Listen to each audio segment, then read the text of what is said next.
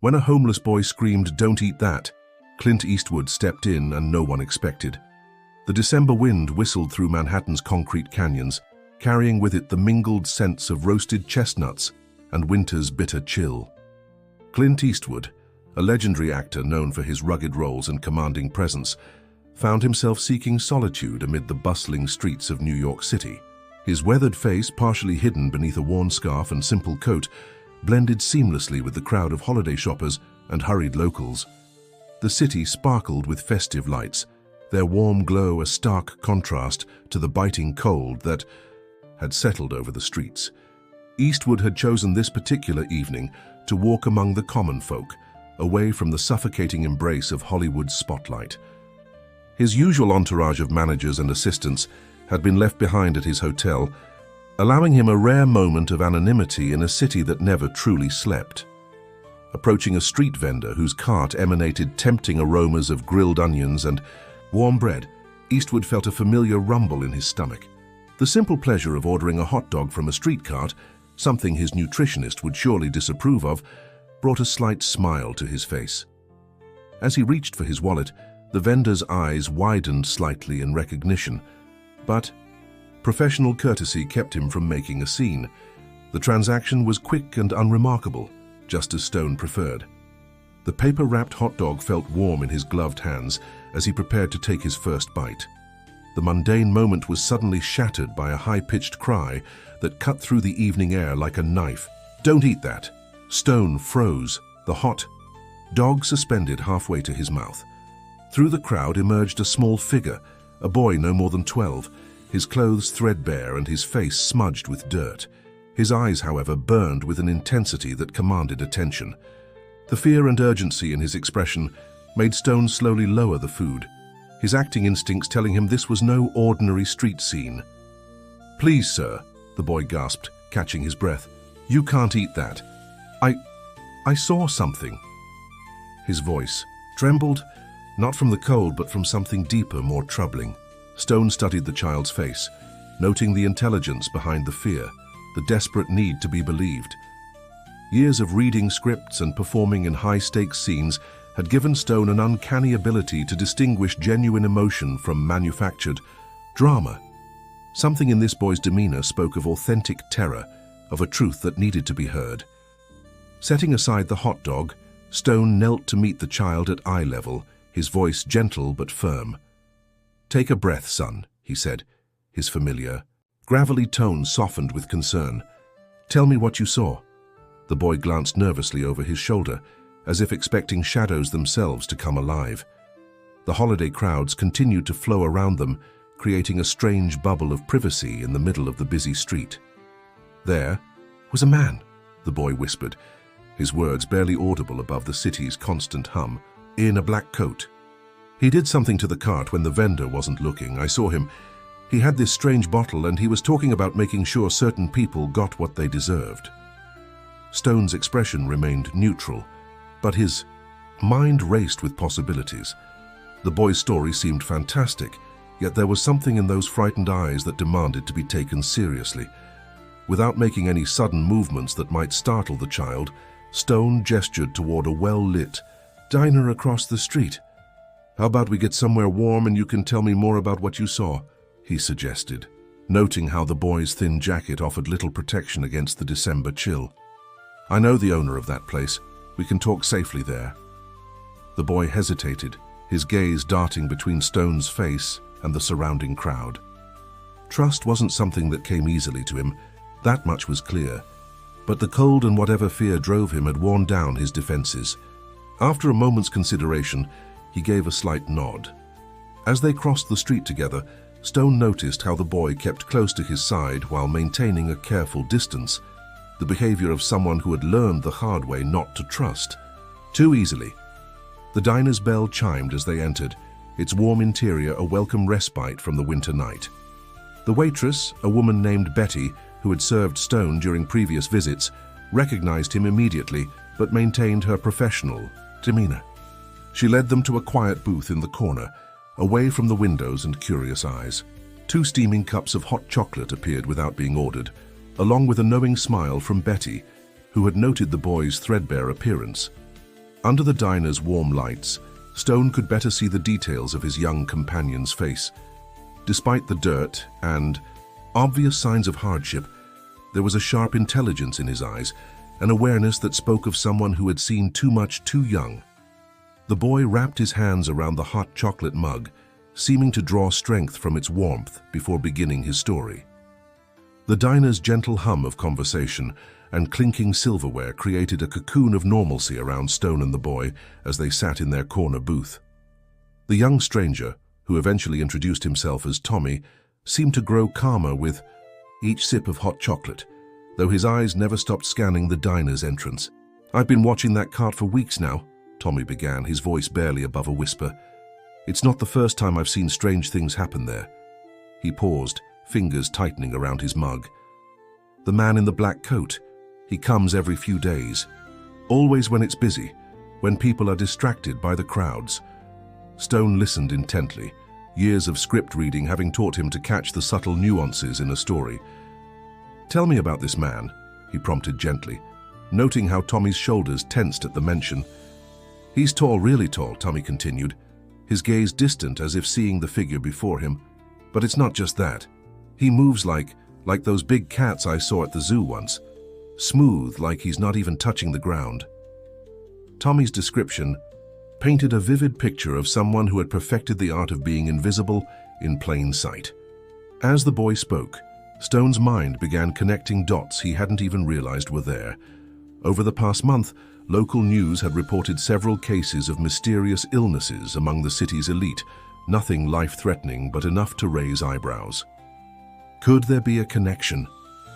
"Tommy," Stone leaned forward slightly, keeping his voice low and steady, "how long have you been living on the streets?"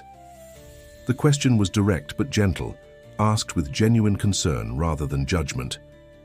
The boy's face clouded over, a mix of pride and defiance flashing in his eyes. I mean I have a place, sort of." He fidgeted with his napkin, tearing it into tiny pieces. "There's an old building near the park. The security guard, Mr. Chen, he lets some of us stay in the basement when it gets cold. He's good people." Stone nodded, carefully filing away this information. "And that's how you've been able to watch the cart? From the building?" "Yeah, I can see everything from there," Tommy explained, animation creeping into his voice for the first time. "I know all the patterns. When the vendors change shifts, which cops walk which beats, even which tourists are likely to drop their leftovers in which trash cans." The streetwise intelligence in the boy's observations impressed Stone. This wasn't just a child spinning tales. This was someone who had learned to survive by paying attention to details others missed. "What exactly did you see the man in the black coat do today?" Tommy's expression darkened again. He had this conversation with the vendor, but it wasn't normal. The vendor looked scared, really scared. Then when people started crowding around the cart, the man did something with a small bottle. It was quick. If I hadn't been watching, I wouldn't have seen it. Stone thought back to the hot dog he'd almost eaten, suppressing a shiver that had nothing to do with the winter cold. "Have you told anyone else about this?" A bitter laugh escaped Tommy's lips. "Who's going to listen to a kid like me? I tried telling a cop once about something else I saw. He just shooed me away, told me to stop making up stories." The hurt in his voice was raw, genuine. As they talked, Betty approached their table with a plate of fries, setting it down without comment. Stone noticed how Tommy's eyes followed the food, though he made no move to take any. "Go ahead," Stone encouraged, pushing the plate toward him. "You're doing me a favor here. Least I can do is share a meal." While Tommy ate, Stone found himself studying the diner's other patrons more carefully. A businessman typing furiously. On his laptop, a couple sharing a slice of pie. An elderly woman reading a newspaper. All normal scenes, yet now tinged with a new awareness of hidden depths beneath the surface. "There's something else," Tommy said suddenly, his voice dropping even lower. "The man in the black coat. He's not working alone. I've seen him meeting with other people, fancy people in expensive suits. They always meet in this weird little antique shop 3 blocks from here." Stone's pulse quickened slightly. The piece of information felt important, though he couldn't yet say why. "Do you know the name of the shop?" Tommy nodded, wiping his mouth with his sleeve. "Madame Rosa's Curiosities. It's supposed to be closed for renovation, has been for months. But people go in and out at night sometimes, important-looking people. The plot was thickening and Stone felt the familiar surge of adrenaline he, usually associated with preparing for an intense scene. But this wasn't a movie set, and Tommy wasn't reading from a script. This was real life, with real stakes, and a boy who had already seen far too much. "Tommy," Stone said carefully, "I want to help figure out what's going on here, but I need you to understand something. This isn't a game or a movie. If what you're saying is true, we need to be very careful about how we proceed." The boy's eyes met Stone's, and in them was a wisdom far beyond his years. "I know it's not a game, Mr. Stone. That's why I had to stop you from eating that hot dog. So I couldn't just watch and do nothing, not again." The weight of unspoken history hung heavy in Tommy's last words, prompting Stone to wonder what other secrets this young observer of city life might be carrying. As the diner's clock ticked past, midnight and the winter wind howled outside. Stone realized he had stumbled into something far more complex than a simple evening walk could have predicted. The following evening found Clint Eastwood standing across the street from Madame Rosa's Curiosities, his breath visible in the cold air. The antique shop's windows were covered with newspapers, and a weathered "closed for renovation" sign hung crookedly on the door. Despite its abandoned appearance, subtle signs of life caught his trained eye. A faint glow around the edges of the newspaper, the occasional shadow moving behind the covered glass. Tommy crouched beside him in the doorway of a closed bookstore, now wearing a warmer jacket that Eastwood had insisted on buying him. The boy's sharp eyes scanned the street with the practiced efficiency of someone used to spotting trouble before it spotted him. "There," Tommy whispered, pointing discreetly toward a sleek black car that had just turned the corner. "That's one of their fancy vehicles. They always park in that loading zone, even though it's not legal after 6. Eastwood watched as a well-dressed woman emerged from the car, her heels clicking against the sidewalk as she approached the shop's entrance. She knocked in what seemed to be a specific pattern, and after a moment the door opened just enough to let her slip inside.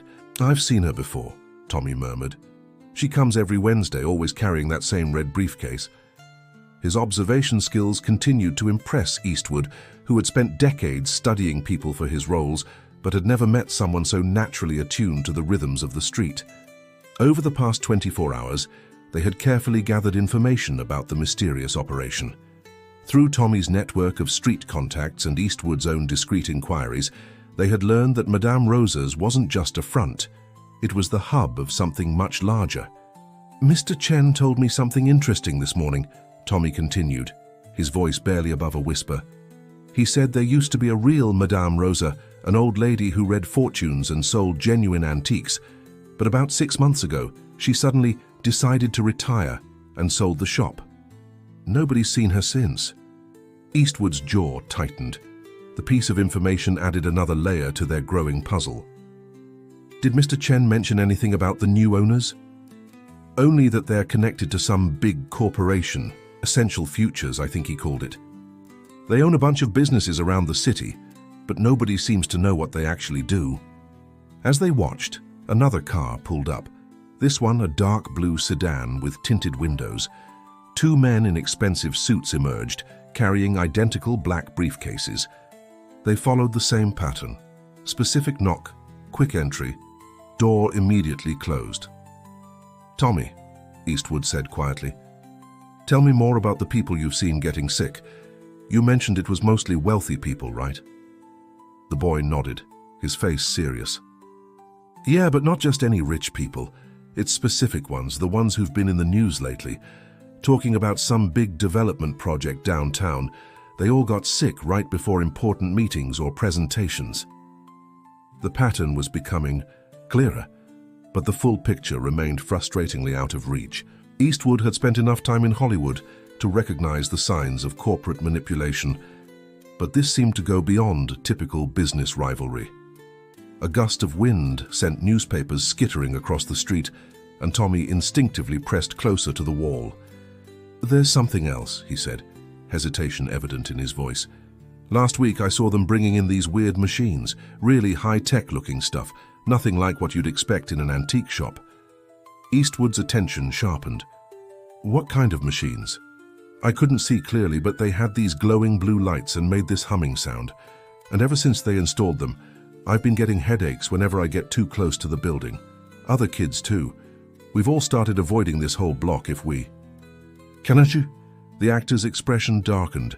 Whatever was happening in that shop, it was affecting the most vulnerable members of the community first. People like Tommy, who had no one to speak up for them. Just then, a figure in a familiar black coat appeared at the far end of the street. Tommy's hand gripped Eastwood's arm. "That's him," the boy whispered urgently. "The man from the hot dog cart." Eastwood studied the approaching figure with practiced intensity. The man moved with military precision, his eyes constantly scanning his surroundings. But what caught Eastwood's attention most was the small silver pin on his lapel, a design he recognized from his research into essential futures. "We need to move," Eastwood said quietly, guiding Tommy toward the adjacent alley. "But first, I need you to tell me everything you remember about that symbol on his coat." As they retreated into the shadows, Tommy's voice trembled slightly, not from fear, but from the weight of the memory. "It looks like a normal company logo, right? But I saw what it really is.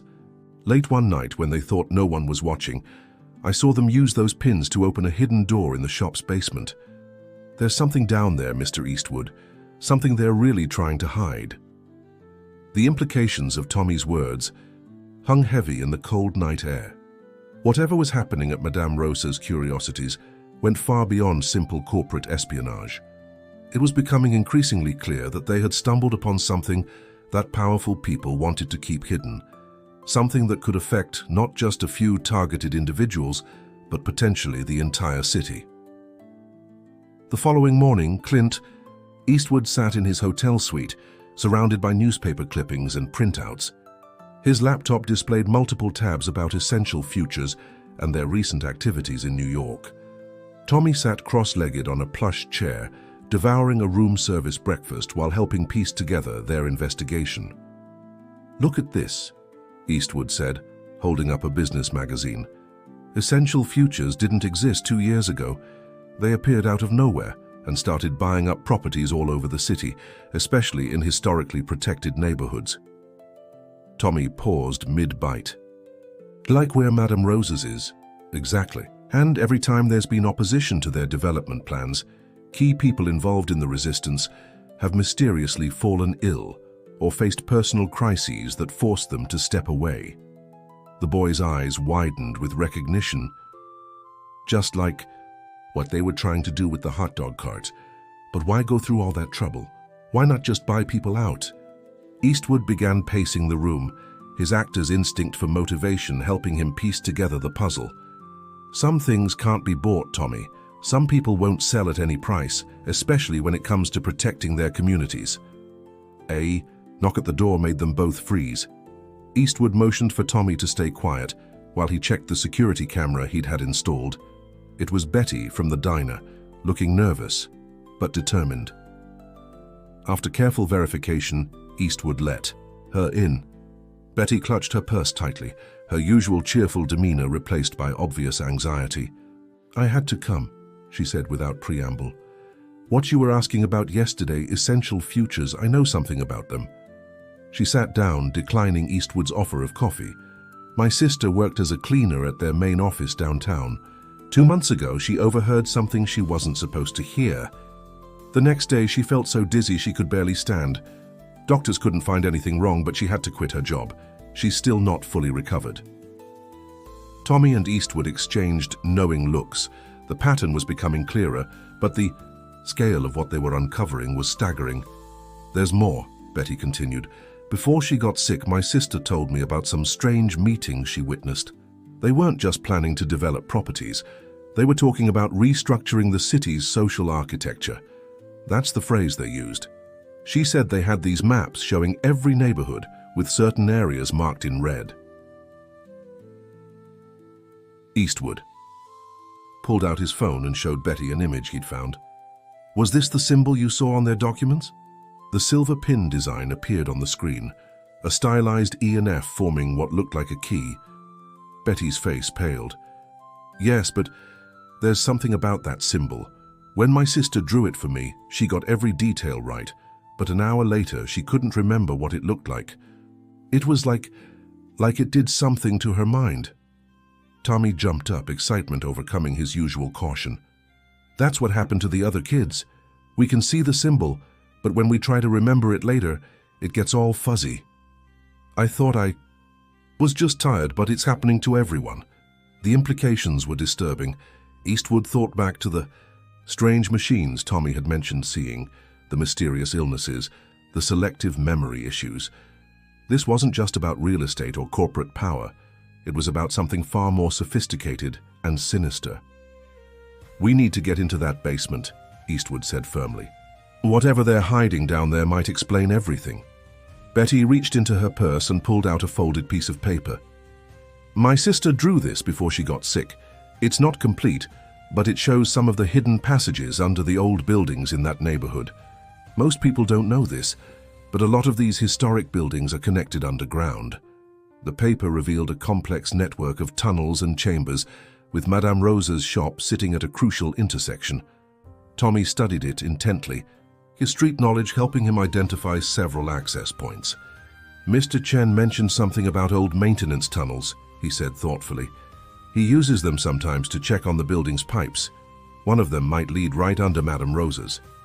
Eastwood felt the familiar surge of adrenaline he usually associated with preparing for an intense film scene. But this was far more real and consequential. They were no longer just gathering information. They were preparing to take action. Tomorrow night, he said, his voice carrying the quiet authority that had made him famous.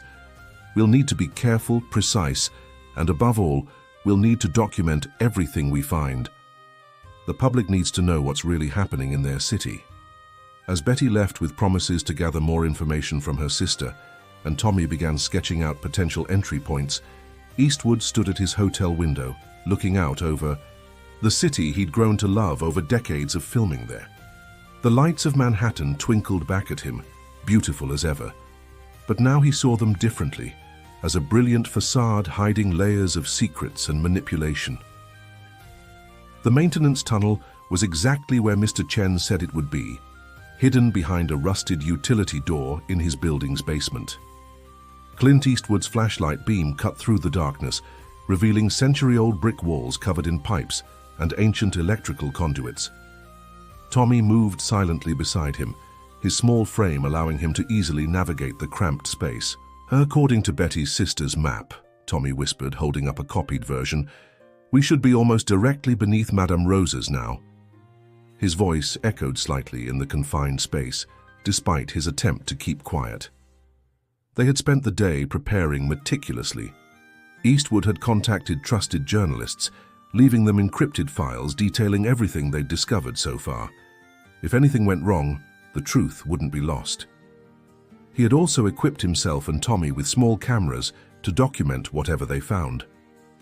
The tunnel gradually widened into what appeared to be an older section, with vaulted ceilings and worn stone floors. The air grew noticeably cooler, and a faint humming sound became audible, the same sound Tommy had described hearing near the machines. Look, Tommy pointed to a modern electrical cable running along the ceiling, incongruous against the ancient stonework. That's new, and it's heading toward Madame Rosa's. They followed the cable until they reached a section of wall that looked slightly different from the rest. The bricks here were cleaner, less weathered. Tommy ran his hands along the edges, his experience with hidden places proving invaluable. Here, he whispered excitedly, pressing against a particular brick. With a soft click, a section of the wall swung inward, revealing a hidden chamber bathed in an eerie blue light. What they found inside defied explanation. The room was filled with advanced technology that looked more appropriate for a science fiction movie than a basement in Manhattan.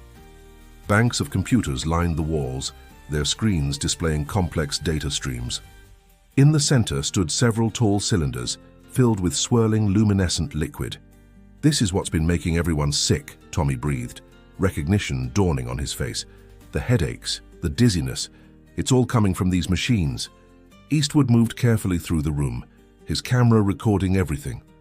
Documents scattered across a desk revealed the true nature of Essential Future's plan. They weren't just trying to buy up properties, they were testing a new type of technology designed to influence human behavior and decision-making through subtle neurological manipulation. They're using the antique shop as cover, Eastwood realized, scanning through the papers. These machines emit low-frequency waves that can affect people's thoughts and feelings about specific places and decisions. They've been targeting community, leaders, business owners, anyone who might oppose their development plans. A sudden noise from above made them both freeze. Footsteps echoed through the ceiling, followed by voices.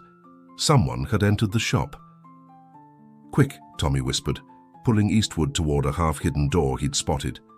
"There's another way out through here." They slipped through the door just as the sound of an elevator descending reached their ears. The new passage led them to what appeared to be an old wine cellar, now converted into some sort of archive. Filing cabinets lined the walls, and in the center of the room stood a scale model of Manhattan, certain neighborhoods highlighted in different colors. "Look at this," Eastwood said, examining the model. "They're planning to reshape the entire city, neighborhood by neighborhood, using this technology to slowly drive out anyone who resists, making them feel unwelcome in their own homes." Tommy's face hardened with determination. "We can't let them do this. This is our city too." The voices were getting closer. Eastwood quickly photographed the model and key documents, while Tommy kept watch at the door. Just as they heard footsteps approaching the archive room, Tommy spotted another maintenance tunnel entrance behind one of the filing cabinets. Working together, they silently moved the cabinet just enough to squeeze through, pulling it back into place behind them. The tunnel led them through a maze of passages before finally emerging in an alley 3 blocks away. As they caught their breath in the cold night air, Eastwood pulled out his phone and sent the signal he'd prepared earlier.